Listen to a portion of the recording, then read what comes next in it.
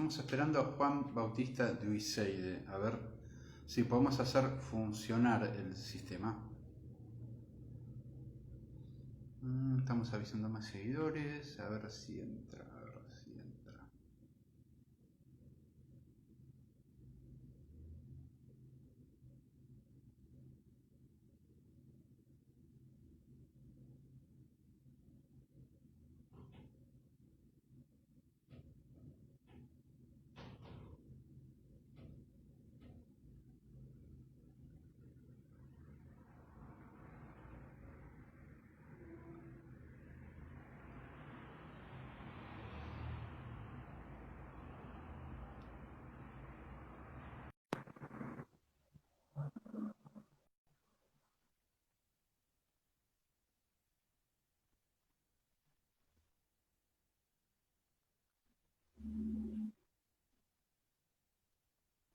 Estamos esperando a ver que me respondan acá. A ver. A ver.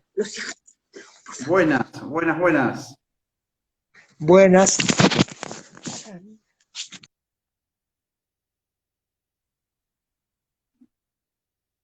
Hay problemas de comunicación con Fabiana Di Luca, que es... Ahí estamos, ahí va queriendo la cosa.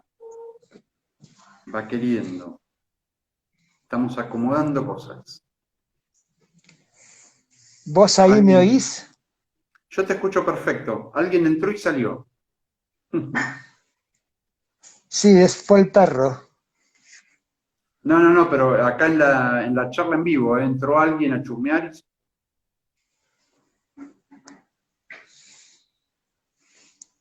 ¿Se ve algo ahí? Sí, se ve 10 puntos, se ven unos árboles preciosos.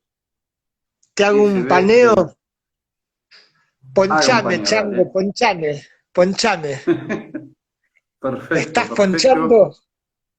Todo. Hermosa biblioteca. Muy bien, fotos. No, una cosa de loco. Tendríamos que hacer esto más seguido.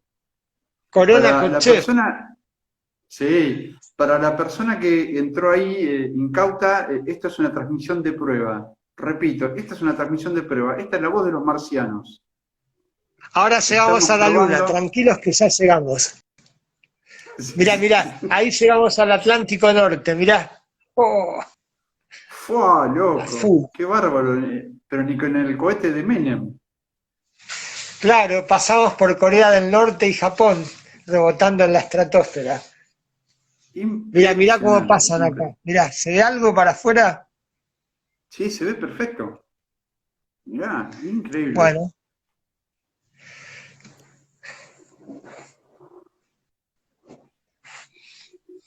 Acá entre otra persona más. Ya la gente parece que está esperando la charla, así que con este comienzo heterodoxo ya podríamos arrancar. ¿Qué te parece? bueno, molestamos por una hora su fina atención. Por supuesto, por supuesto. Bueno, ¿qué tal? Primero vamos a hacer las presentaciones de rigor o de desrigor. Esto es Área 51, nueva transmisión del programa, de este programa tan raro que hace acá Metallerius. Mi nombre es Marcelo Metaller, soy periodista de La Plata, por lo menos vivo de eso, vivo más o menos de eso, pero acá en Área 51 cada semana hablamos con algún amigo, con algún incauto que aparece y que acepta participar y charlamos una hora. Molestamos a la gente, como bien me dijo acá Juan. Hoy estamos con una persona muy particular. Me es bastante... No me es fácil presentarlo a Juan Bautista Duiseide. ¿Por qué? Somos amigos hace casi 30 años, es mucho tiempo, y tenemos un montón de chistes internos y de cosas que son por ahí difíciles de entender para gente que no está en el asunto, que no nos conoce. Esto va a ser, yo espero, una especie de, como si estuviéramos charlando entre nosotros durante una hora y bueno, pero solo que esta vez va a haber multitudes, o eso también espero, que escuchen la conversación. Bueno, Juan, ¿qué tal? ¿Cómo estás? ¿Cómo andan las cosas por ahí por el Tigre? Bueno, no andan en absoluto. y yo estoy acá sentado en el sillón donde habitualmente leo cuando leo adentro, porque en general ahora me da por leer afuera, salvo cuando llueve. Ajá. Por allá, ¿qué tal todo? No, por acá muy bien, un día soleado, un día tranquilo, un día primaveral. No es el clima ideal para mí, pero por lo menos no hace calor, que eso está buenísimo. Así que, nada, tranquilo, tranquilo, tranquilo. Acá está casi Yo fresco. casi, eso está buenísimo, buenísimo. Sí, la verdad que viene siendo una primavera benigna para los que sufrimos el calor, se podría decir. Hay mucho viento Decir, acá, que eso está perdón, bárbaro. decir la verdad, perdona que te pise, decir la verdad, no lo sufrimos, lo odiamos. Sí, sí, sí, sinceramente sí. Es real eso, sí. Lo odiamos con todo el alma. Es una detestación, si se quiere, parafraseando Macri, una detestación espeluznante. Vos sabés que yo te pensaba presentar, ¿sabés en qué pensaba? En San Malaquías. ¿Te acordás de las profecías de San Malaquías? Un clásico junto con Berlitz y von Däniken. No me acuerdo, ahora estoy más con Sancono. Ah, está bien, bueno, hay que jugarla al 33, acordate. Eh, San Malaquías fue un pastor irlandés, en su momento fue un obispo, que escribió un libro donde hablaba profetizó a los papas que iban a seguir la época de él vivió en la época medieval, todos los papas que iban a venir después, y a cada papa le asignó una especie de lema, una, dos o tres palabras. Bueno, y a Juan 23, ¿qué es eso? ¿Cómo te va? Bueno, ahora nos vemos. Muy buena remera, ¿eh? A Juan 23 le asignó el nombre de pastor et nauta, el lema que significa pastor y navegante. Entonces, cuando pensé en cómo presentarte, dije, bueno, voy a hacer la gran San Malaquías y te voy a presentar como escritor y navegante, que es lo que dice el póster Paxa con el que la gente se enteró de esta charla. Y bueno, te voy a hacer la pregunta que nunca te hicieron, mentira. Eh, ¿Cómo se llevan estas dos cuestiones de ser escritor y ser navegante? ¿Cómo juegan entre sí? A mí la verdad me cuestan un montón, me cuesta sentirme abarcado por esas etiquetas, por las presentaciones en general, porque me parece que Claro, estuvieran hablando de otra persona. Yo no me siento en absoluto un escritor. Escritores son esos fulanos que tienen, digo, que han hecho esos volúmenes maravillosos que están en las bibliotecas.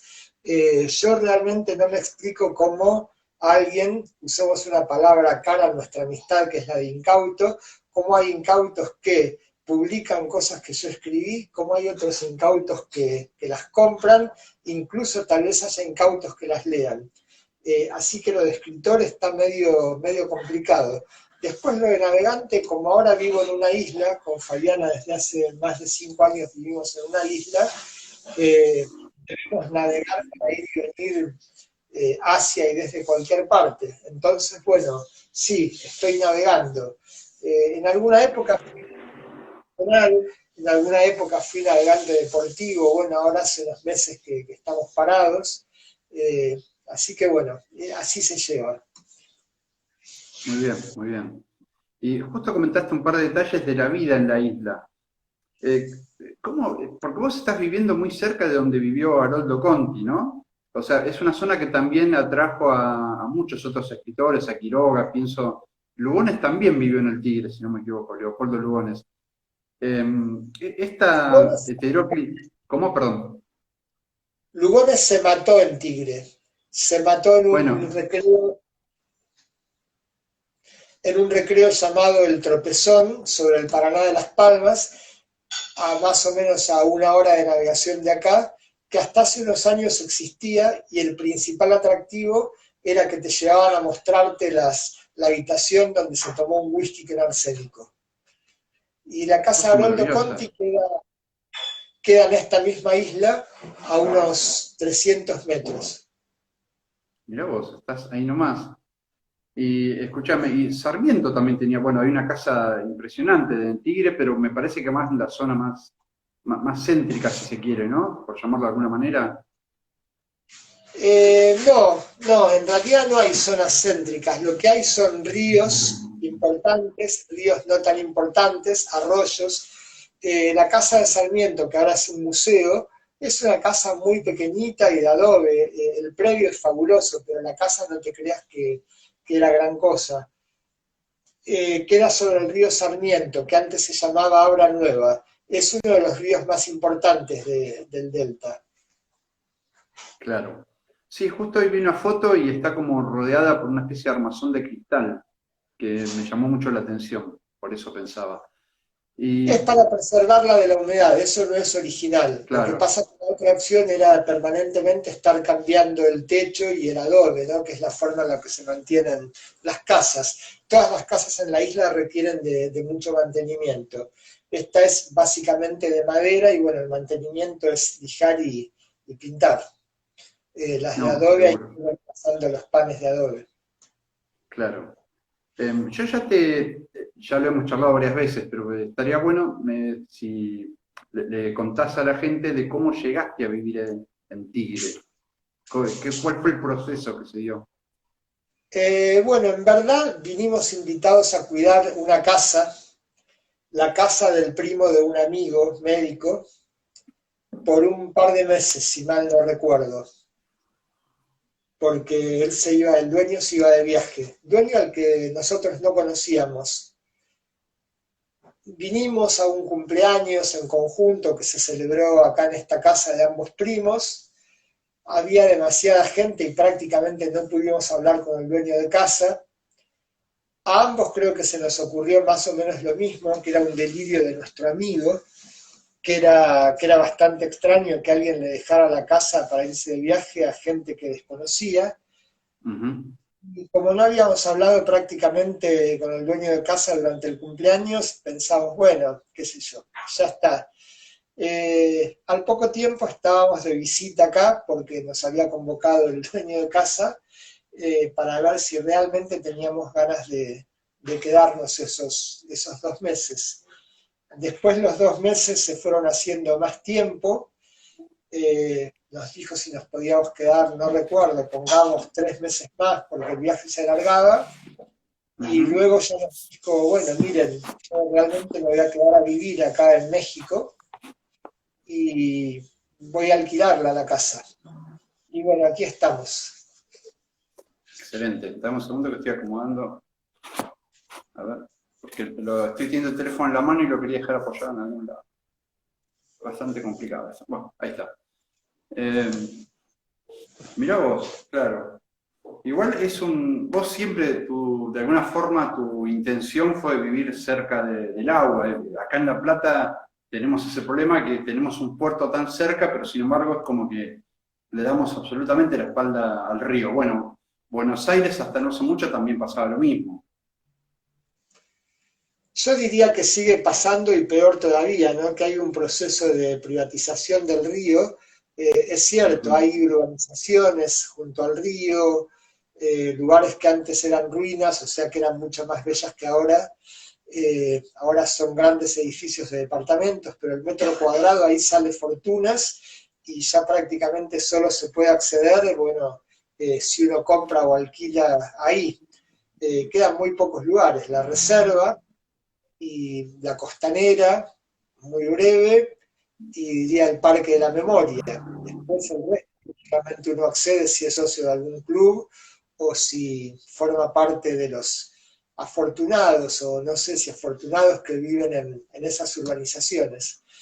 Eh, Claro, Uno sigue tirando mucho más ir a vivir junto al mar, pero esto es lo más cercano que hay y uno puede mantener una vida laboral mientras tanto, porque estamos a 15 minutos de navegación de Tigre, no es que estamos a una gran travesía.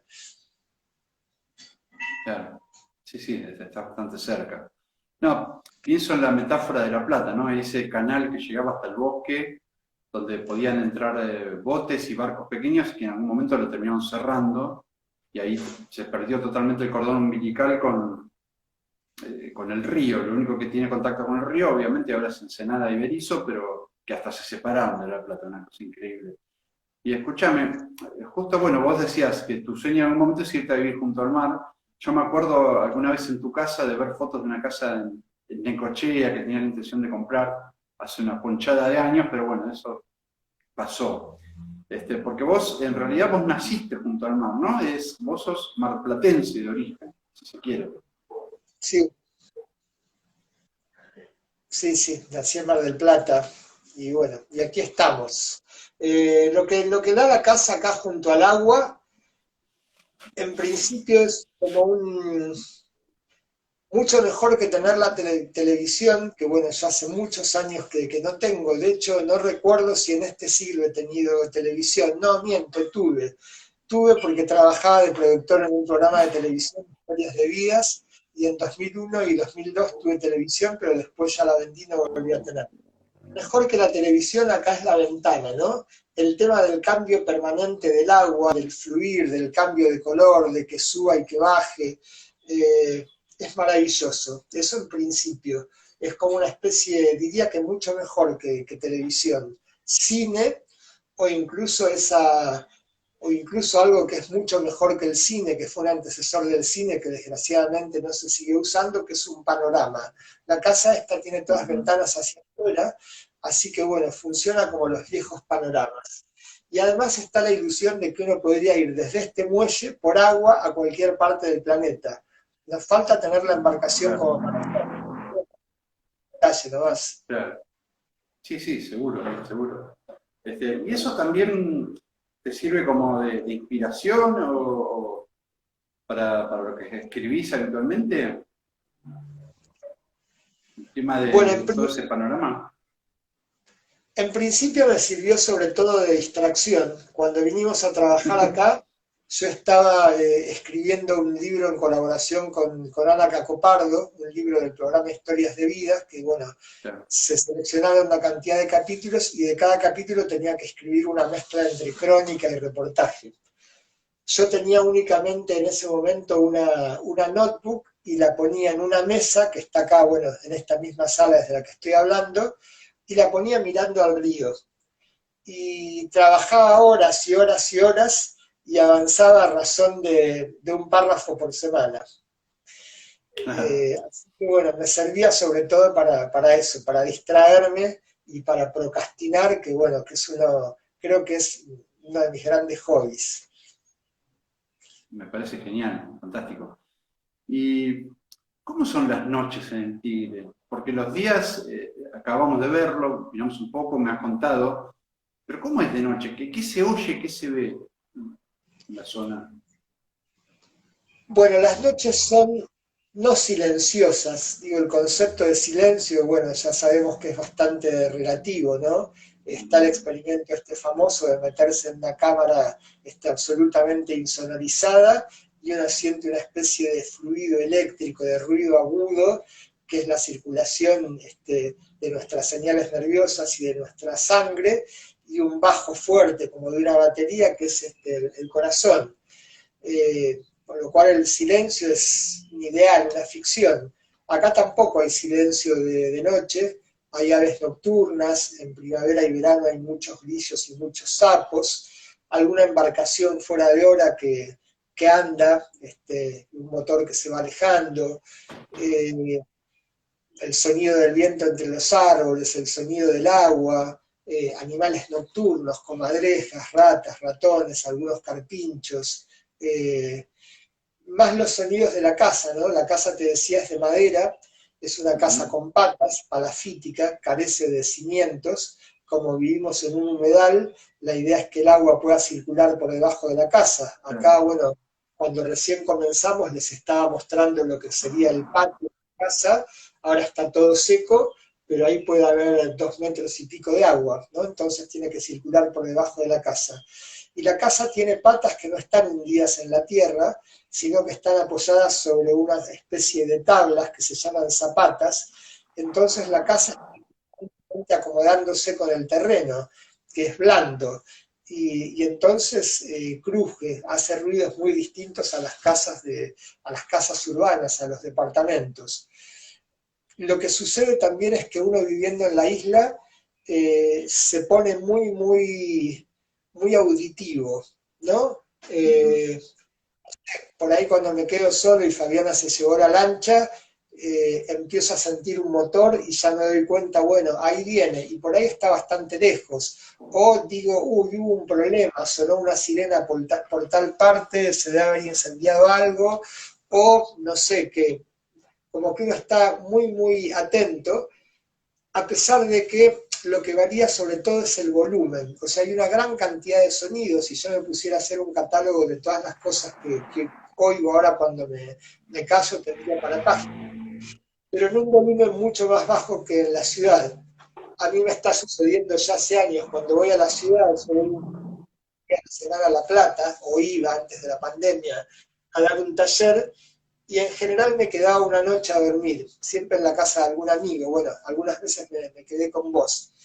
Y me cuesta muchísimo dormirme y me despierto tempranísimo. Apenas empieza la marea de autos, ya estoy con los ojos abiertos como dos platos, porque me acostumbré a otros decibeles. Eso es Claro, fundamental en la isla, ¿no? Esa diferencia. claro, sí, me imagino ahora, bueno, cuando pase todo y que vengas a quedarte una noche acá, viste que te contaba, yo me mudé sobre la Diagonal 74 y el ruido es muy fuerte, yo ya me acostumbré después de un mes, pero el ruido de los autos es una marea. Se está cortando el problema con internet. A ver, ¿anda bien ahí? ¿Me escuchás?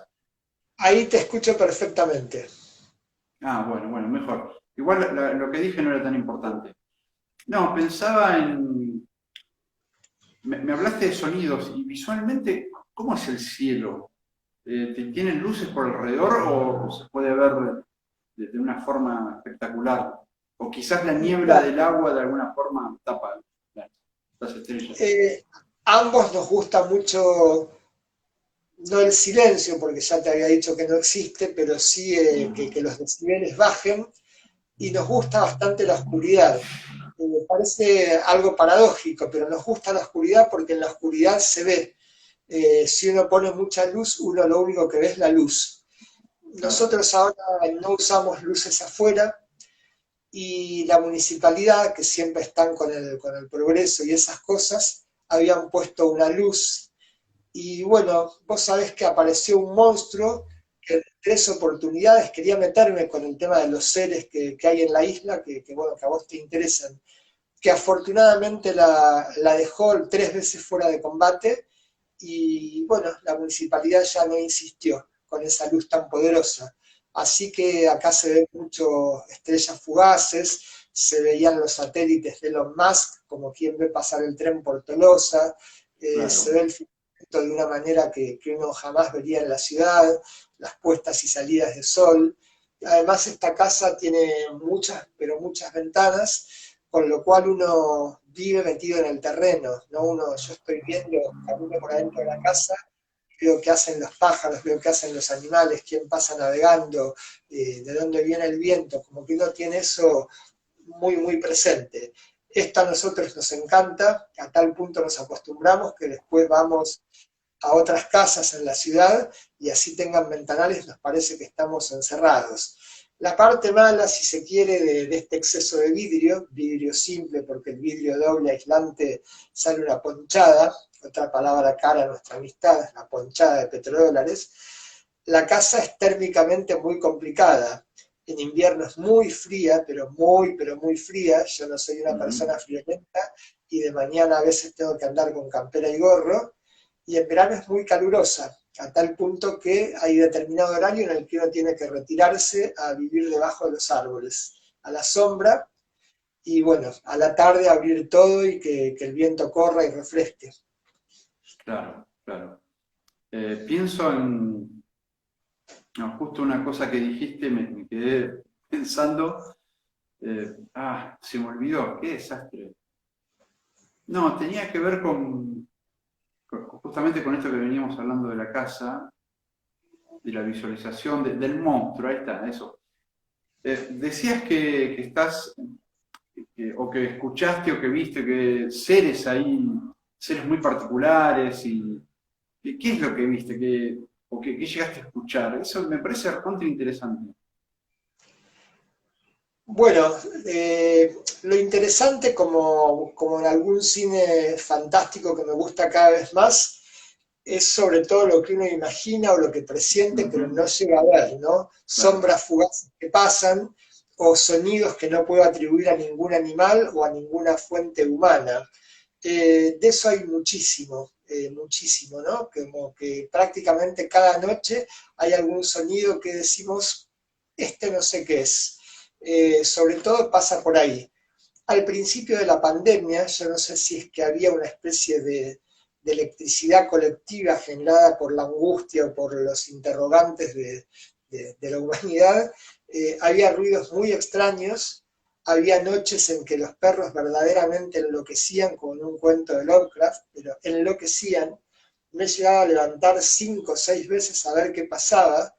He llegado a encontrar que uno de los perros, que es más vago, estaba durmiendo en el taller y la otra perra estaba en la punta del muelle ladrando enloquecida a un punto del agua donde yo no veía nada, pero ladraba con todos los pelos erizados sí, y un poco a uno le da una impresión, porque dice, a ver, así como los perros escuchan y olfatean mucho más que uno, escuchan esas notas graves del órgano que nosotros no podemos escuchar, o escuchan notas hiperagudas, las de los silbatos para perros, que nosotros tampoco podemos escuchar. ¿No claro. será que hay cosas que están pululando por acá y ellos ven y nosotros no percibimos, pero están?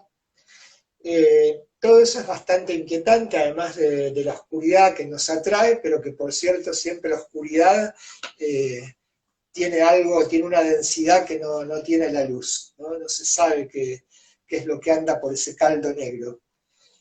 Claro. No, ahora me acordé Después, lo que iba a comentar. Perdóname, no, que te pise yo a vos ahora. Cuando contabas de cómo vivían ahí ustedes en la casa, de esa cuestión de a la noche de todos esos sonidos y de lo que se podía ver y todo, yo no me acuerdo ahora qué escritor dijo que en las ciudades en realidad no viven como en lucha permanente con la naturaleza. Vos abandonás una ciudad o cualquier pueblo durante unos años y te das cuenta, volvés y ves cómo la naturaleza tomó por asalto las casas, cómo empezó a destruir las paredes, cómo empezó a invadir de nuevo, empieza a resquebrajarse el asfalto con plantas que salen de abajo. En cambio, las casas que están en el campo, las casas que están integradas a la naturaleza, lo viven de otra manera. No hay una lucha, hay una cooperación. Y eso me parece fascinante. Nosotros acá en la ciudad estamos todo el tiempo peleando, matando hormigas, podando los árboles. Te das cuenta que es la lucha contra la naturaleza. Es muy diferente como lo viven ustedes ahí. Me parece interesantísimo. Y por eso también deben aparecer otro tipo, probablemente, otro tipo de entidades o seres que sienten hostilidad en la ciudad. Seguramente es así. también son otras las condiciones de percepción. Yo creo Ujú. que no había, por ejemplo, me parece que yo nunca en mi vida había visto luces que pudiera calificar de objetos voladores no identificados, ¿no? Eso que navegué prácticamente 10 años de manera profesional, en ningún lugar, salvo en el desierto de Atacama, hay cielos como en el mar, particularmente en algunas regiones la transparencia del cielo es fabulosa, hay zonas del Océano Pacífico que cuando hay lluvias de estrellas es enloquecedor porque son cataratas de estrellas que caen así directamente, pero sin embargo jamás había visto un ovni. Cuando digo un ovni quiero decir un ovni, no necesariamente un plato volador. Claro. Acá vi en los 5 años, casi, bueno, ya casi 6 que vivimos acá, vi 3 veces. Mirá vos. En realidad una cuarta, pero que no sé si llamar ovnis. Vamos a empezar por esas 3 veces que son objetos voladores no identificados. La primera era una tarde, noche de invierno. Yo estaba en este sillón, en este mismo sillón leyendo. Tengo acá mi lámpara y si no tengo una gran ventana.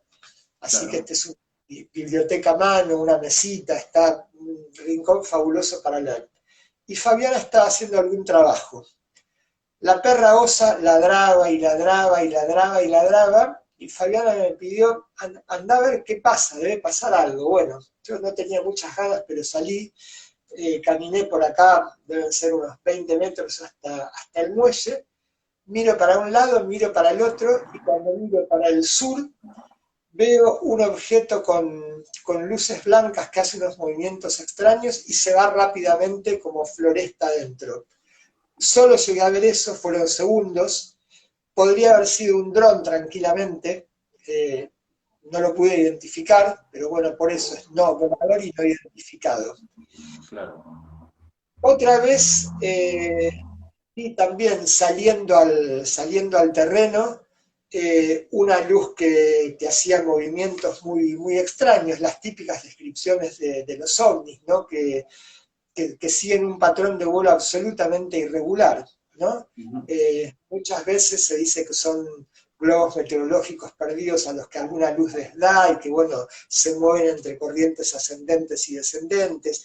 Acá era solamente, bueno, una luz blanca bastante fuerte, el tamaño un poco más grande que un avión y con movimientos extraños. La tercera vez, esto porque esta segunda habrá sido poco menos de un minuto. La tercera vez estuve minutos viendo estos movimientos. Fue el año pasado, si no me equivoco, el anteaño, justamente el día que había presentado en La Plata mi libro de cuentos Noche Cerrada, Mar Abierto. Me trajo un amigo desde La Plata hasta Tigre, en Tigre y me vine para acá. Serían las 2:00 de la mañana, de la madrugada. Fabiana no estaba, creo que estaba en la casa de sus padres en el sur de la provincia de Buenos Aires. La navegación para venir acá, uno sale de una marra que queda en el río Tigre, navega más o menos unos 700, 800 metros por el río Tigre, cruza el río Luján, que serán 300 metros, y navega otros 800 por canales hasta llegar acá.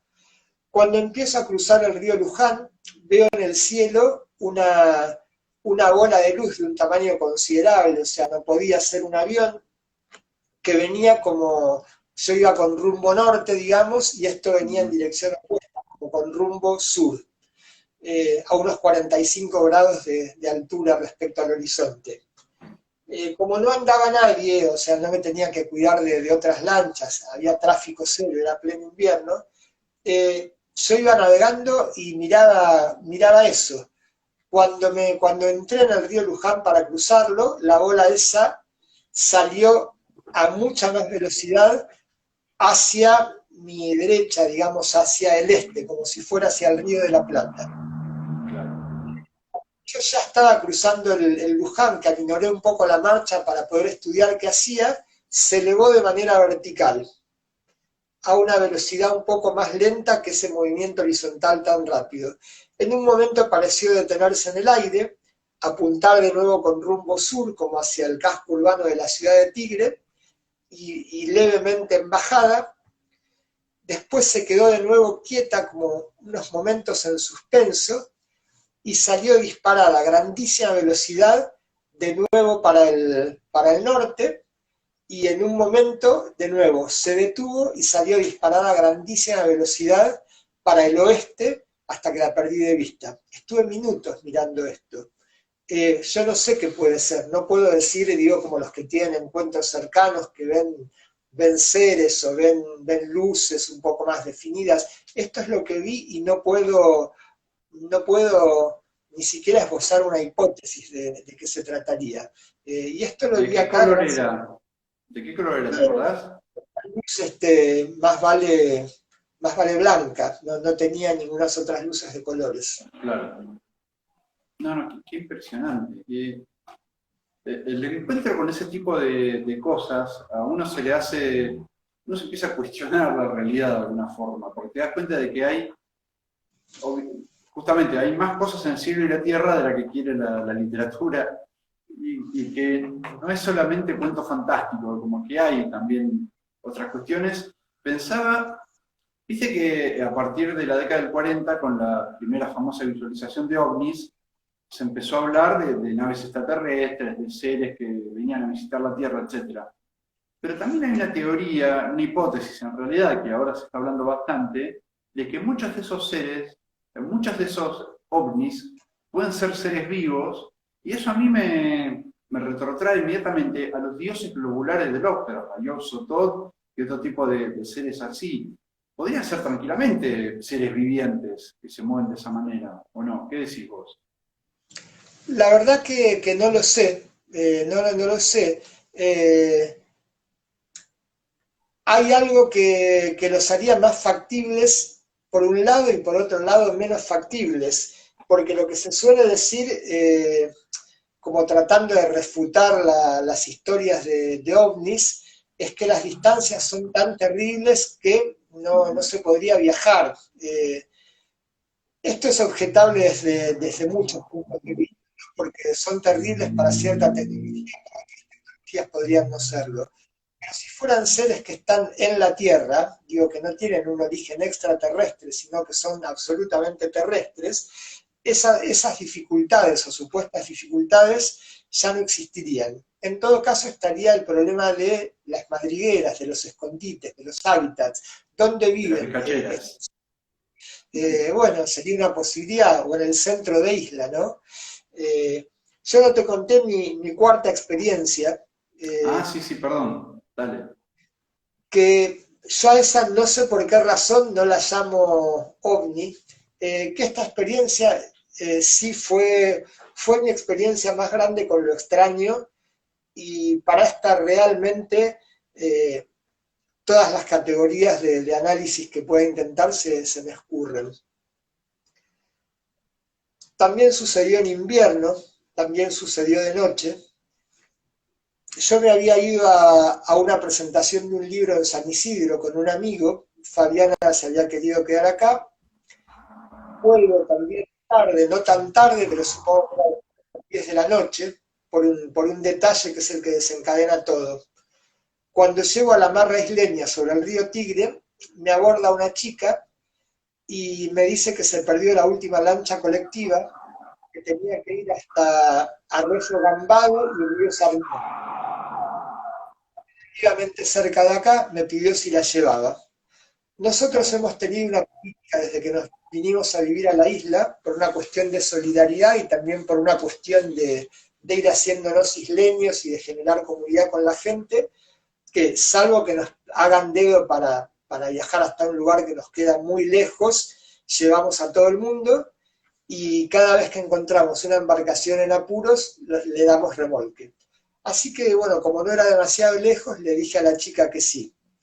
La llevé hasta un muelle sobre el río Sarmiento, donde el arroyo Gambado desemboca en ese río, y en lugar de volverme por el mismo arroyo, como la noche estaba muy linda y a mí me gusta sentir un poco el frío, volví por el río Sarmiento. Acá tengo que dar una explicación para que se entienda mejor.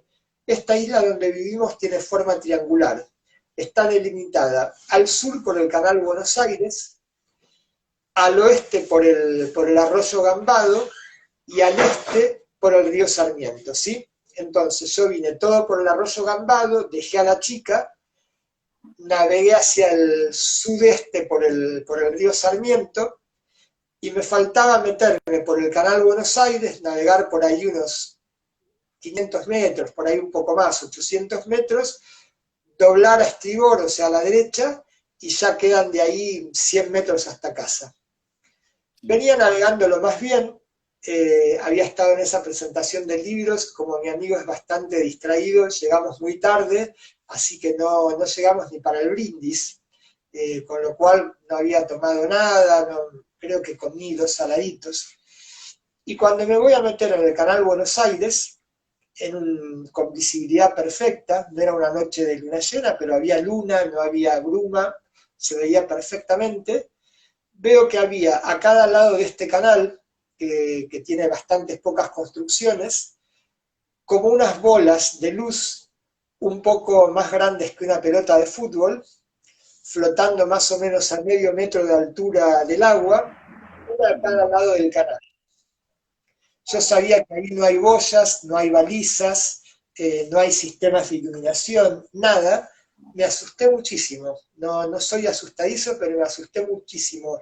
No porque le diera entidad a esos objetos, a esos fenómenos, sino porque supuse que tenía una lesión en la vista y por eso estaba viendo esas luces, porque ahí, digo, ya lo había navegado ese lugar cientos de veces, sabía que ahí no había luces.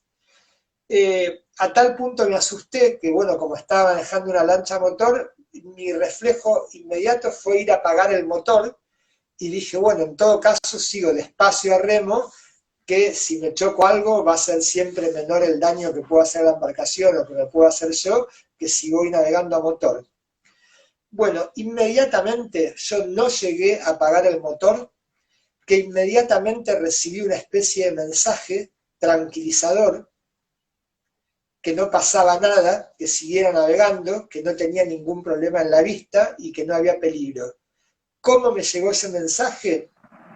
No lo entiendo. Yo pasé de la impresión de tener lesionada la vista y la aprensión y el miedo, Sí, a la sí. confianza absoluta de que no había problemas, enfilé entre esas luces y me metí para navegar por el Canal Buenos Aires. Cuando llegué a la altura de esas luces quedaron cada grupo de 3 luces a menos de medio metro de cada banda de la embarcación y me acompañaron a lo largo de todo el trayecto del Canal Buenos Aires, flotando, o sea, no apoyada sobre el agua, sino más o menos a medio metro sobre el agua, Sí, manteniendo sí. perfecta formación, tenía 3 a mi derecha y 3 a mi izquierda, y lo peor de todo, digo, lo extrañísimo de todo, es que a mí nada de esto me causaba en ese momento impresión. Yo tenía una sensación de absoluta confianza, de que todo estaba bajo control, era normal y no tenía nada que temer. Cuando llegué a la intersección del arroyo Gambado con el Canal Buenos Aires que venía recorriendo, que tenía que virar a estribor para recorrer los últimos 100 metros hasta casa, las luces se detuvieron y miré para atrás y se retiraron para la otra punta del canal, navegando a 1 metro, volando a 1 metro por encima del agua, siempre en perfecta formación, con la Sí. luz fija, sin parpadear y sin hacer ningún ruido. Seguí Qué navegando hasta mi increíble. casa, Sí, agarré la embarcación, llegué, no le conté absolutamente nada a Fabiana, como si operara una prohibición, era algo, un episodio muy, pero muy extraño. Yo no conté nada, me quedé callada la boca, charlamos de lo de la presentación, le dije qué distraído este Mariano, tuvimos que pasar por su casa, perdió tiempo y llegamos tarde, bueno, esas cosas. Y yo creo que tardé 1 mes o 40 días en contar esto, porque una vez vino una amiga, Marisa Negri, una escritora, poeta y docente que vive también en las islas, pasando el Paraná de las Palmas, como a 2 horas y pico de navegación de acá hacia el norte, y empezó a hablar del tema de cómo se manifiestan ciertas entidades espirituales en estas zonas donde hay tanta agua, que son más visibles, etcétera, etcétera. Y a mí entonces se me ocurrió contar lo que yo había visto y consultarla, a ver ella qué opinaba, que vive hace mucho más tiempo, vive creo, 20 años en la isla. Tampoco ella tuvo una explicación para darme para esta conducta. Lo que más me impresiona, me sigue impresionando aún ahora que lo cuento, no es la presencia de los objetos en sí, sino esta cuestión como de orden telepática que me hizo pasar del miedo a tener la vista lesionada a la absoluta confianza. sí. Tal cual. No, estoy pensando, para un cachito, hay gente que se está enganchando ahora. Para los que están apareciendo ahora, por ejemplo, eh, Analía Pinto, que pensó que era las 6, el pobre entró ahora. Les cuento que estamos hablando con Juan Bautista Duiseide, escritor y navegante, por más que no le gustan las etiquetas, y estamos hablando, cosa increíble, no increíble por ser que está hablando conmigo, ¿no? Pero para él, yo no sé con cuánta gente hablará de ovnis, pero estamos hablando de ovnis y de visualizaciones y está contando unas historias increíbles. Y acá alguien de los que están escuchando, acá preguntó si la chica vio algo, pero justo la chica se había bajado ya de la lancha, ya no estaba con vos. Ya No, hacía rato que... yo ya estaba Claro, estaba absolutamente solo. solo en la lancha, la había dejado en un muelle y venía navegando por otro río. O sea, la isla tiene una forma triangular, ¿no? Digamos, si es esto, yo había venido por acá, había dejado acá a la chica y después vine por este otro lado del triángulo. Y en esta base, esto no es exactamente, podríamos para simplificar decir que la isla es un triángulo isósceles. Cuando venía navegando por la base, cuando me meto para navegar por la base del triángulo, ahí es donde encuentro Claro. estas luces. Y después vos conversaste con más gente de la isla, si alguna vez habían visto algo parecido, porque pueden ser que sean como entidades que son antiguas, que están de ahí hace mucho, no sabemos. Hablé con un par de personas más, no con muchas más, de acá de la isla, para preguntarles si habían tenido alguna experiencia similar o si se les ocurría qué podía ser. Nadie me supo decir, o sea, pensaron más que en algo de origen extraterrestre, en algo de origen espiritual, como formas de energía. Claro. Hubo alguien que me señaló, esto es cierto, pero no me parece probable la explicación, que en esa zona por la que yo estaba navegando hay 2 o 3 grandes de brugmancia. La brugmancia es el floripondio, ¿no? Ajá. Suponía que podían ser alucinaciones debidas a efluvios. A mí me parece una explicación complicada. No la hablé nunca con nadie que tenga experiencia, que conozca en serio de los efectos del floripondio. Yo sé que produce algunas de las alucinaciones más fuertes y más vívidas que puede producir una sustancia, pero, a ver, he pasado navegando a 10 metros, lo más cerca que pasé de esas plantas, ¿no? Claro. Me resulta raro. Sí, sí, realmente no tiene mucha explicación, sino en todo caso tendría que haber muchos más casos de eso. Cualquiera que pasara por ahí cada tanto lo tendría que agarrar, tendría que sucederle. No, claramente es algo exterior a vos, pero que también tiene su vinculación, ¿no? Esa cuestión de la comunicación. Es una historia interesante y aparte me parece muy interesante porque no me la habías contado. Las otras sí las conocía, esta no. Me quedé fascinado, la verdad que increíble. Pensé que te la había contado. De todas No, no, no. maneras, yo voy a traer una anécdota que cuando te la cuente la vas a recordar. Yo creo que en otra época hubiera sido un buen sujeto para medium o para ser hipnotizado, porque tengo bastante receptividad para este tipo de cosas. Fabiana, por ejemplo, siempre me dice, ¿por qué vos ves más cosas que yo? Digo, cuando estamos en el mismo ámbito. Eh, Sí.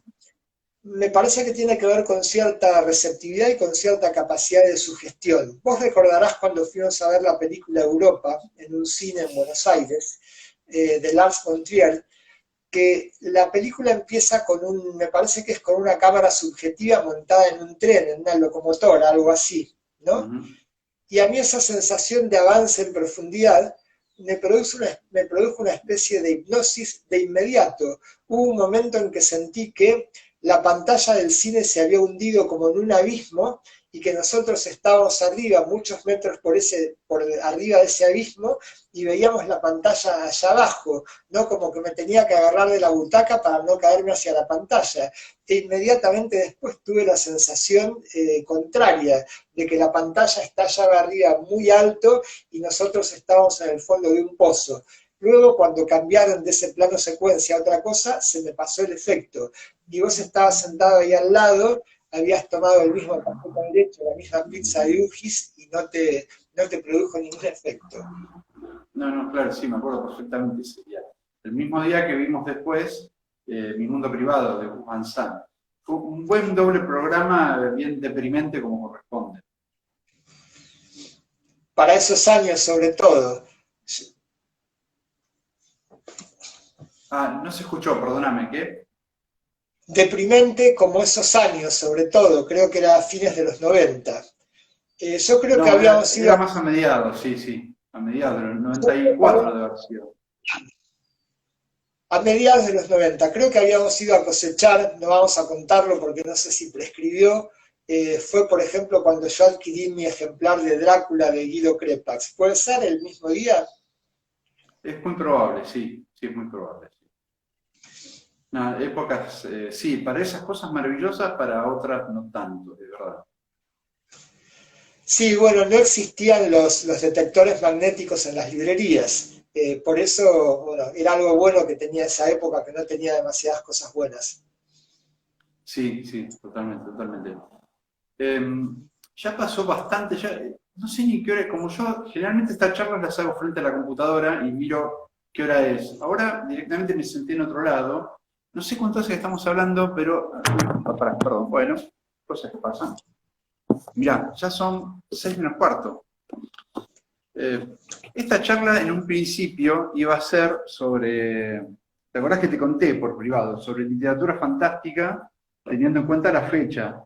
Estamos en Noche de Brujas, Halloween, etc. Pero bueno, por suerte terminó siendo de otra cosa. Por suerte digo en el sentido de que fue fluyendo hacia otra cosa, quizás más interesante que la charla anodina con un escritor sobre literatura fantástica, si se quiere. Lo que quería preguntarte, ya que justo en algún momento de la conversación hablaste de que ese es tu sillón para leer, donde estás ahora. Bueno, ¿qué estás leyendo ahora, por ejemplo? ¿Qué es lo último? ¿Y qué tenés ahí por la mitad o empezado? Bueno, lo que estoy leyendo ahora, que ya lo estoy terminando, querría que hubiera varios tomos más, es un libro que se llama Biografía Oral de Borges por Roberto Alifano. Roberto Alifano es un hombre que acompañó creo que durante décadas a Borges, sobre todo en sus giras por el interior del país. Borges estaba ciego, infatigable, en los años 50, en realidad en los años 40 había logrado vencer su timidez y se había dado cuenta que a la gente le gustaba escucharlo y que él se divertía hablando. Ujú. Y antes de viajar por Estados Unidos, por Europa y por Asia, recorrió el país. A ver, a Borges no le podían hablar de federalismo, ha ido a hablar acerca de William Blake a pueblitos pequeñísimos donde vaya a saber si había alguien que supiera quién era William Blake. Y Roberto Alifano lo acompañaba. Entonces Claro. tiene cantidad de anécdotas que no se las ha contado nadie, sino que él las vivió. Borges creo que era un humorista permanente, era un tipo que hubiera merecido que una cámara lo siguiera. Esa cámara fue Roberto Alifano, que además como Borges no podía escribir por su cuenta, lo ayudó a escribir muchos poemas y lo ayudó en la traducción de uno de los más lindos que ha traducido Borges, que son las fábulas póstumas de Stevenson, uno de sus autores favoritos. Así que bueno, estoy en un paréntesis terminando ese libro y lo que me espera la segunda parte del Quijote. Este año, y bueno, me hice una especie de hiato para leer algunas otras cosas y ahora cuando termine con el Borges de Alifano volveré a Cervantes. Estaba pensando qué cantidad de libros que abarcan la cuestión del Borges oral, ¿no? Hay conversaciones con Antonio Carrizo, hay otros más, está el famoso Borges, ese monstruoso de Bioy Casares. Es como, ¿te acordás que Borges siempre decía que, de quién era que decía que era mejor orador que los libros que escribió? Un Me amigo de él, ¿te pasé, acordás? decía, Exactamente. Pero, hablaba, me ¿cómo? parece Perdón. que Borges, un poco injustamente, decía que el Macedonio Fernández que valía era el que él había frecuentado con Claro. otros amigos, como Santiago Daogue, en la tertulia que se armaba en la Perla del Once, ¿no? Todos los sábados se pasaban la noche conversando. Lo notable es que Borges decía que Macedonio no hablaba tanto, que casi ni siquiera era lo oral de Macedonio, que tenía algunas intervenciones como luces, sino que era la presencia que los hacía distinto. Yo creo que Borges, un poco siguiendo ese ejemplo, o esa versión que daba él de Macedonio, con la ceguera inventó un género nuevo y que, así como en las formas narrativas y poéticas se atuvo más a formas clásicas que le permitían recordar más fácilmente para cuando luego pudiera dictarle a alguien, inauguró Claro. nuevos géneros que tienen que ver con la oralidad. El Borges oral a mí me parece fabuloso, me parece no menos fabuloso que el Borges escrito, pero además con algo que uno tiene que marcar. El Borges de los años 70, el Borges de los años 80, era un hombre de 70 y pico, 80 y pico de años, con una capacidad para la improvisación verbal increíble, ¿no? Está lleno de ejemplos de eso. Tiene unas réplicas no solamente inteligentes, brillantes, ingeniosas, divertidas. A veces metía la pata terriblemente porque decía barbaridades, meramente por hacer juegos de palabras. Algunos de esos se haría cargo y estaba de acuerdo, pero yo creo que no iba a dejar que la realidad o la conveniencia o la corrección política que todavía no existía le arruinaran una buena respuesta. El Borges oral es maravilloso. Exacto, sí. Inclusive hasta en las conferencias, que obviamente son mucho más preparadas y guionadas, eran espectaculares también. Viste que después generalmente fueron pasadas a libros directamente. No, era, la verdad que sí, un personaje como no ha habido ninguno, si se quiere, en ese aspecto. Y eso es lo que estás leyendo. Y lo que estás escribiendo, por ejemplo, ¿en qué estás ahora? ¿En qué anda tu péndola? La péndola, el pendolista. Terminé algo que creo que es una novela del Capitán Gonzaga, que es el personaje del libro de cuentos anterior. Es una novela que da cuenta prácticamente de toda su vida laboral como marino, y está contada al revés en capítulos muy fragmentarios, muy breves y autoconclusivos. Eso creo que lo terminé hace poco, lo entregué a la editorial a ver qué me dicen. Empieza por el final y termina por el principio, además. Claro, está bien. O sea que estás ahora únicamente con eso. ¿Y textos periodísticos, por ejemplo? No, de vez en cuando hago algunas cosas para la agenda de Buenos Aires, sobre todo escribo textos conmemorativos, como suele suceder en el periodismo, ¿no? Atados a las efemérides. Lo último que escribí fue una semblanza de Janis Joplin.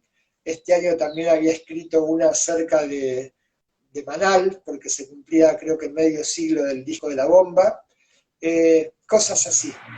No estoy ejerciendo el periodismo de trinchera día a día, como metralla. Claro. No, sí, justamente yo tengo acá a mano uno de los textos periodísticos. Nosotros, yo les cuento porque mucha gente eso no lo debe saber, trabajamos mucho tiempo juntos, empezamos juntos en... ¿Cómo? Perdón. Que creo que justamente la mayoría de la humanidad lo ignora, lo que vas a decir. Sí, bueno, como tantas cosas. Empezamos trabajando juntos en Página 12, en el suplemento local que publicaba acá Página, La Plata 12, ¿no? Con esa originalidad para titular. Y escribíamos más que nada de cosas culturales que nos interesaban y hacíamos los suplementos de arquitectura y de diseño, careciendo casi completamente de conocimiento sobre ambos temas, lo cual fue magnífico. Creo que yo aprendí más de lo que sabía sobre esto. No tenía mucha idea en realidad, pero qué sé yo. Fue así, por descarte quizás. Bueno, te estás olvidando de algo. Al año siguiente hicimos, no escribiendo juntos, pero escribiendo artículos para el mismo suplemento, artículos de salud y belleza, incluidas recetas sanas para el suplemento del diario El Día y Popular, que yo pocas veces me he divertido tanto como escribiendo esos artículos, porque ya era el desmadre absoluto de la fantasía, las recetas, las terapias alternativas. Lamento haber perdido los ejemplares que tenía. O no, por ahí fue Sí, lo mejor que podía suceder. claro, yo creo que lo mejor en este caso es que nos haya quedado el recuerdo.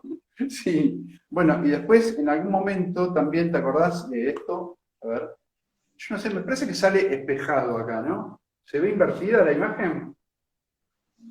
Sí, se ve invertida.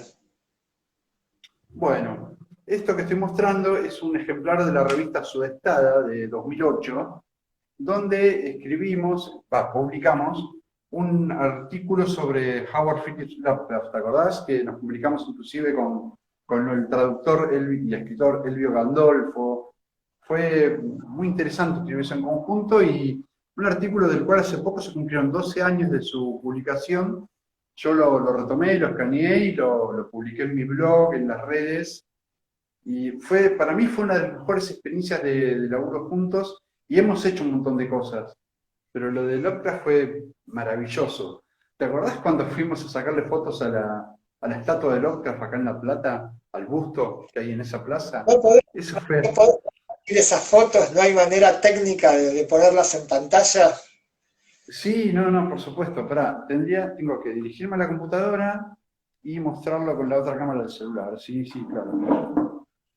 Dame un minuto, acá estamos. A ver si la computadora.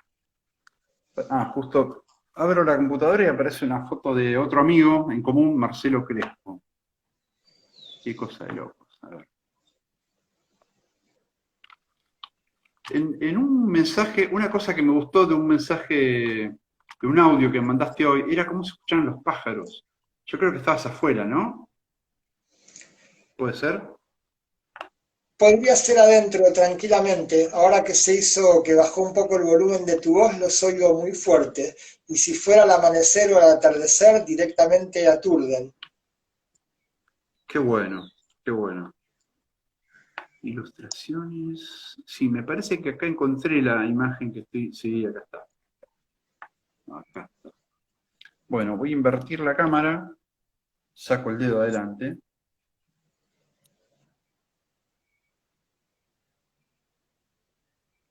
Acá está. Este es el busto a Lovecraft en una plaza platense. Una cosa maravillosa. Realmente es de lo mejor que se ha hecho en estatuaria platense. Yo creo que supera a los tigres dientes de sable de Víctor de Paul en el Museo de Ciencias Naturales. No sé qué te parece a vos. Está retratado además con la facha de Innsmouth antes de que se deliren del todo las transformaciones con la madurez y vuelva hacia la cuna acuática a encontrarse con los antiguos.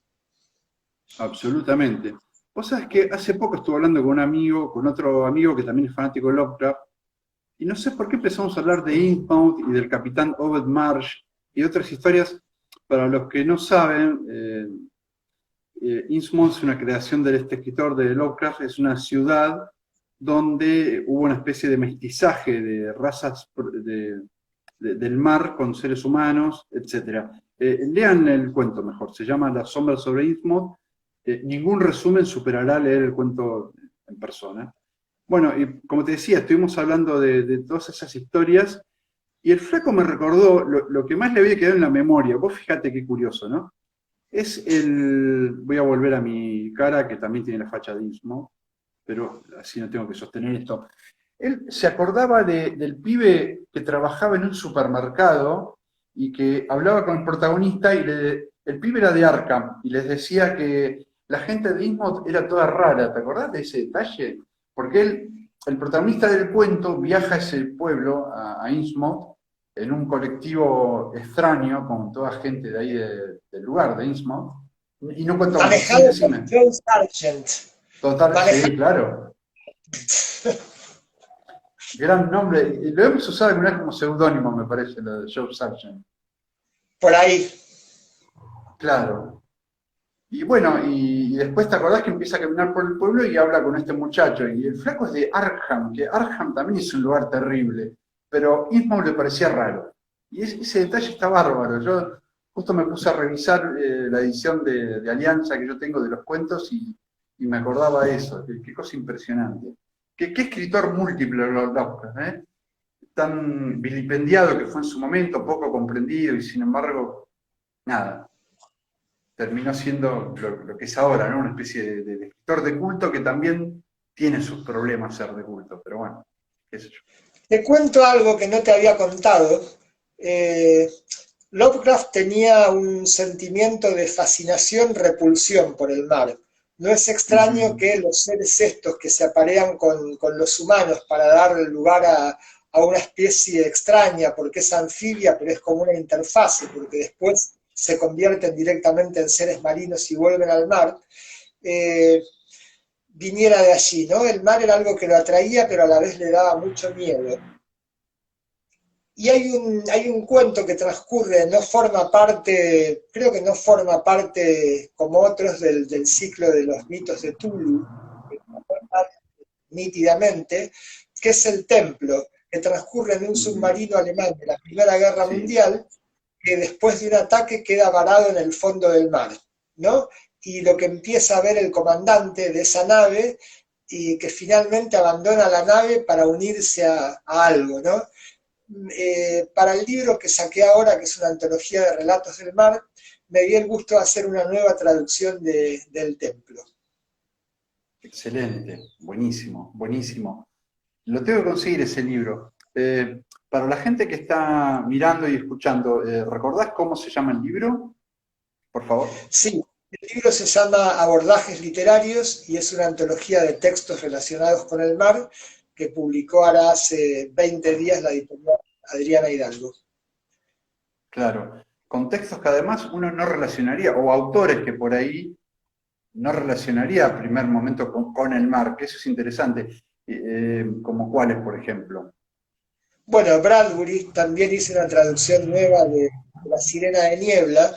Existía la traducción de Paco Porrúa, que es excelente, pero bueno, los derechos eran muy altos, no la cedían, había que pagarla, y además a mí Mm, me dieron ganas de hacer una traducción nueva, así que bueno, claro, está Bradbury, hay textos de Flaubert, de Baudelaire, de Tolstoy, junto a clásicos del mar como Conrad, Stevenson, Melville, claro. pero parecen textos poco conocidos de ellos, muy poco conocidos. Excelente. Todo eso mechado con autores nacionales, inclusive. Sí, hay muchos autores argentinos, sobre todo autoras. Hay, por ejemplo, un fragmento para mí de una de las mejores novelas argentinas de los últimos tiempos, sin duda la mejor novela que tenga que ver con el mar y la mejor novela fantástica también, que es Trasfondo de Patricia Rato. Mira, Eh, no la voy a spoilear, transcurre en un submarino argentino, el San Luis, si no me equivoco, durante la guerra de Malvinas, y prácticamente el 100% de las acciones es bajo el agua, y en ese encierro del submarino se puede contar perfectamente la dictadura, se puede contar la sociedad argentina, pero a su vez es literatura fantástica que dialoga muy fuertemente con la balada del viejo marinero de Coleridge. Hay que leerla, es una novela de menos de 200 páginas, uno no puede creer cómo entra tanto ahí, ¿no? Maravillosa. Está Patricia Rato, está Claudia Boaz, está Marcelo Carnero, hay un texto de Vito Dumas. mira vos. Pensá que en algún momento no podíamos hablar de Vito Dumas por la cuestión de que era mala suerte, ¿no? De esa historia. No, más allá de eso, pienso cuando mencionaste que hay muchas mujeres, es como que el mar, puede ser que tradicionalmente, quizás por la cultura en la que estamos, ¿no? Pero es un territorio masculino. Eh, Generalmente los marineros son todos hombres, los relatos sobre el mar han sido escritos por hombres. La literatura del mar, diciendo esto en un sentido amplio, porque la literatura del mar en sentido estricto me parece que duró un siglo, más o menos, o un siglo y medio, desde la batalla de Trafalgar en 1805 hasta el fin de la Segunda Guerra Mundial. Me parece que esas son sus coordenadas y se escribió en inglés, pero uno puede pensar una literatura del mar mucho más amplia Claro, y siempre fue objeto de señores en un doble sentido. En un sentido genérico, en una literatura escrita por hombres y protagonizada fundamentalmente por hombres, y en general por hombres que eran de determinados estamentos sociales. La literatura del mar no la escribían los marineros, precisamente, en todo caso la ujú, escribían los pilotos, los capitanes o la gente educada. No, hay muy pocos textos que hayan sido escritos por marineros. De hecho, hay un libro maravilloso que es predecesor de Moby Dick, de Richard Henry Dana, que se llama Dos años al pie del mástil. Lo que cuenta es una travesía desde la costa este de los Estados Unidos hasta la costa oeste, pasando por el Cabo de Hornos, o sea, recorrer toda América de norte a sur y después de sur a norte Claro. en un bergantín, no me acuerdo ahora cómo se llamaba, y este muchacho, Richard Henry Dana, era alguien de clase alta, era un estudiante de leyes de la Universidad de Harvard, y en un momento tiene una serie de síntomas muy alarmantes, no saben a qué se debe, y el médico, no sé qué palabra pone, pero sería algo así como lo que hoy se llama estrés, le recomienda un viaje por mar como marinero, lo cual era Una disparatado. neurastenia o algo así, ¿no? Diríamos. Pongamos, no recuerdo la palabra que se usaba, pero el Sí. remedio era bastante brutal, porque los viajes por mar en esa época, como marinero, uno vivía con sueño, vivía cansado, vivía con dolores, vivía mojado, y morían varios marineros por viaje. Piensen que había que subir a los palos que tenían más de 20 metros de altura para cerrar las velas en medio de un temporal o para volver a soltarlas cuando el temporal pasaba, entre otras tareas. Pero, Bueno, sí, así no empieza Moby Dick también, perdóname. ¿No es parecido al comienzo? lo que pasa es que el libro de Dana es el antecedente de Moby Ah, Dick, claro, ¿no? claro. Porque el caso de Dana fue por una prescripción médica que hace este viaje, el caso de Herman Melville es porque en una crisis económica de las tantas que hubo en Estados Unidos, su familia pasó de ser una familia adinerada a no tener un peso. Él trabajaba como maestro de escuela y bueno, navegó en barcos balleneros, navegó en barcos mercantes y en barcos de guerra. Aunque no navegó tanto tiempo, tuvo una experiencia náutica muy completa. Y dos de las fuentes más importantes de Moby Dick fueron el libro de Dana, 2 años al pie del mástil, y las memorias de Owen Chase. Owen Chase era un piloto de Nantucket que a bordo de un bergantín ballenero, ahora Essex, creo que era el Essex, en la costa del Pacífico, a unas 3.000 millas de la costa de Perú, fueron embestidos por un cachalote que hundió el barco. Así que quedaron solamente con los botes, pero además habían bajado los botes para cazar ballenas precisamente, y parece que habían matado a la pareja de este cachalote, y el cachalote atacó como con inteligencia y deliberación, porque iba surcando el agua a toda velocidad para chocar contra la roda del ballenero. La roda es la pieza de la proa que es pero muy reforzada, y cuando iba a golpear ahí, giró y atacó de costado hacia una zona menos reforzada y por debajo de la línea de flotación, con lo cual hundió el ballenero en minutos. Bueno, ese relato era muy conocido en la época de Herman Melville y es otra de las fuentes para la creación de Moby Dick. Mirá vos, no, pienso también en el comienzo de 20.000 leguas de viaje submarino, ¿no? Ese monstruo que ataca barcos que primero no se sabía qué era. Claro, que pensaban que era un inmenso leviatán y era el submarino del capitán Nemo, el Nautilus. ¿Vos creés que Verne también fue influido por ese relato y por Moby Dick? Yo no me acuerdo temporalmente cuál es anterior. No, es anterior Moby Dick, es de 1851, es Ah, posterior el claro. de... Sí, sí. Dudo que lo haya leído, pero Julio Verne sí leía mucha divulgación científica, muchísima, y obviamente tenía una gran imaginación, era muy bueno para crear tramas, y en el caso en particular de 20.000 leguas de viaje submarino, que es una de sus mejores novelas, tiene unos personajes fabulosos, particularmente el Capitán Nemo, ¿no? El Sí. Capitán Nemo tiene un misterio y un encanto, una mezcla.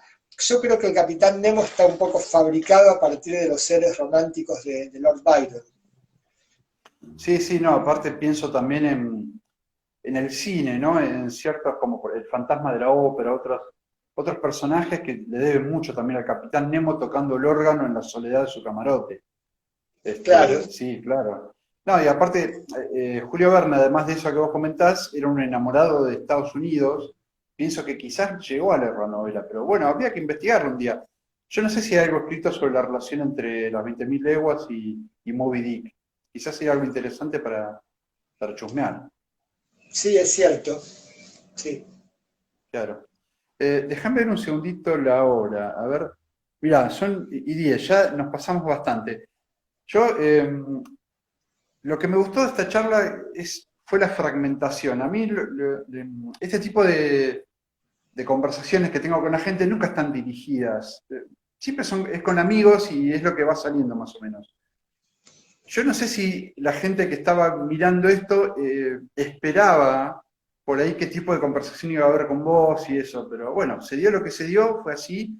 Para mí estuvo buenísima y yo prefiero cortarlo acá porque para mí el límite de una hora y pico es lo ideal para algo que no se termina siendo tedioso. Así que te agradezco un montón y te invito para una próxima, porque acá en Área 51 va a haber bices y en algún momento estoy seguro de que vas a estar vos y me encantaría. Hablando de otras cosas, ¿de qué? No sé todavía. Pero bueno, hablaremos de otras cosas. Nos quedaron afuera tus libros sobre músicos, que los tengo acá justamente. Yo quería hablar de eso también, pero viste cómo es. O sea, terminó siendo más importante y me parece genial toda la cuestión de los ovnis y de la vida en la isla. Pero bueno, insisto con esto, te agradezco muchísimo. Yo sé que quizás me parece que no es muy fácil para vos estar ahí sentado, mostrarte durante una hora y hablar, y me parece genial que hayas aceptado estar en esta charla de amigos pública. Bueno, y estuvimos bastante sobrios, casi no hicimos chistes privados, que podría haber sido terrible. Una hora de chistes privados, ¿no? Como Corona. Claro, sí, sí, suele ser muy denso eso, exacto. Así que, uy, ¿se cortó? ¿Estás ahí todavía? Ah, muy bien, estás vivo. No, porque se cortó el audio. A ver, decía algo. Probó el micrófono. Hola, hola, hola, probando, probando, probando. Ah, no, Vos sí, me... sí, estás ahí, estás ahí. Sí, te escucho perfecto. Bueno, te agradezco un montón, Juan. Será hasta la próxima vez que el destino nos convoque, entonces. Muchísimas gracias y un gran agradecimiento a los incautos que nos escucharon. Pobrecitos. Bueno, chao, nos vemos. Adiós. Saludos a Fabiana por allá y muchas gracias a Fabiana por permitir este lazo. Adiós. Bueno, muchas gracias a todos los que estuvieron escuchando, a los que entraron por la mitad, a los que entraron al principio, a los que vieron todo el despelote que fue el comienzo. Muchas gracias, en serio. Adiós.